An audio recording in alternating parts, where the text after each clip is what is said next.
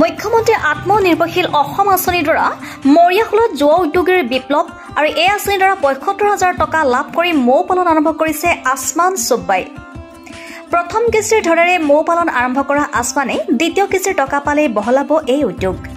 Motor, আলু, সৰিয়হ বৃহৎ পৰিমাণৰ মাটিত সৰিয়হ খেতি কৰা আসমানৰ আছে এখন গাহৰি ফাৰ্মো। উচ্চতৰ মাধ্যমিকত উত্তীৰ্ণ আসমানে মুখ্যমন্ত্ৰী ডক্টৰ হিমন্ত বিশ্ব শৰ্মাক জনাইছে ধন্যবাদ। বোকাখাটৰ পৰা বুবুল দত্তৰ ৰিপৰ্টাৰ লাইভ অসম। নমস্কাৰ, মোৰ নাম শ্ৰী আসমান চুব্বা। মই বোকাখাট গাঁও পঞ্চায়তৰ যুগনীতি গাঁৱৰ নিবাসী হয়। মই যোন মুখ্যমন্ত্ৰী আত্মনিৰ্ভৰশীল অসমৰ এইটো আঁচনি আগবঢ়াইছিলে, সেইটো আঁচনিৰ প্ৰথম কিস্তিটো পালোঁ। সেই কিস্তিতে মৌ পালনটো আৰম্ভ কৰিছোঁ আৰু পাছলৈ বল ভিত্তিত কৰিম বুলি আশা কৰিছোঁ। আৰু আমাৰ ইয়াত যে মৌ পালন কৰিবলৈ বহুত ভাল চাপৰি জেগা আৰু সৰিয়হ এলেকা জেগা, সৰিয়হ ৰসৰে মৌ পালন ৰস আনে। সেইটো ছেকেণ্ড কিস্তিটো যোনটো পইচা পাম সেইটো আৰু পালে আৰু বহল ভিত্তিত কৰিম বুলি আগবাঢ়িম বুলি ভাবি আছোঁ। মুখ্যমন্ত্ৰীক কি ক'বা? মুখ্যমন্ত্ৰীক বহুত ধন্যবাদ দিছোঁ। আমাৰ নিচিনা যুৱকক যোনটো পইচা দি পেলাই সফল কৰিবলৈ আগবঢ়াইছে, দিছে পইচা, সেইটো লৈ মই মুখ্যমন্ত্ৰীক অশেষ ধন্যবাদ দিছোঁ। আৰু এই মুখ্যমন্ত্ৰীয়ে যি আঁচনি লৈছে, এই আঁচনিটোৰ যোগেদি যুৱকসকল উপকৃত হ'ব বুলি তুমি ভাবিছানে? হয়, এইটো আঁচনি যোন মুখ্যমন্ত্ৰী আঁচনি লৈছে সেইটো যুৱকসকলে বহুতেই উপকৃত হৈছে আৰু হ'ব বুলি আশা কৰিছোঁ।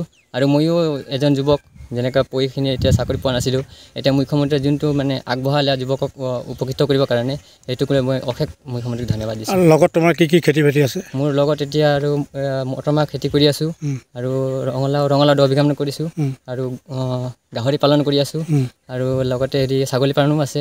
এতিয়া লগতে এইটো মৌ পালনো কৰি আছোঁ। পঢ়া শুনা কিমানলৈ কৰিছিলা? পঢ়া শুনা মই হাই ছেকেণ্ডেৰী পাছ কৰিলোঁ 2012 চনতে। হয়, ঠিক আছে।